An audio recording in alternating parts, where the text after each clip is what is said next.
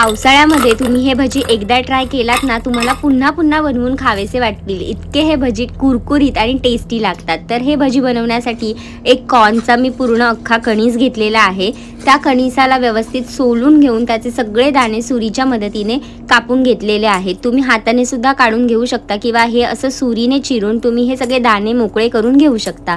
त्यानंतर मोकळे केलेले दाणे एका बाउलमध्ये घेऊन त्याच्यामध्ये बेसन, तांदळाचं पीठ, कोथिंबीर, लाल तिखट, हळद, गरम मसाला, चवीनुसार मीठ घालून आधी व्यवस्थित मिक्स करून घ्यायचं आणि 3 ते 4 चमचे पाणी घालायचं याच्यामध्ये आणि व्यवस्थित घट्टसर हे मळून घ्यायचं.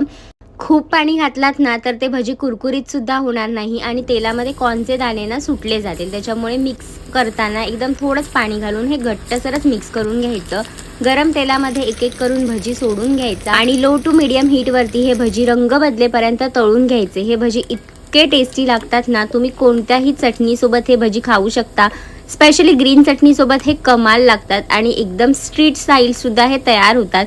तर तुम्ही हे भजी ना एकदा तरी नक्की ट्राय करून पहा. बनवायला अतिशय सोपे आहेत आणि खायला तर खूपच चविष्ट, अतिशय कुरकुरीत असे होतात. नक्की ट्राय करा आणि फॉलो फॉर मोर रेसिपीज.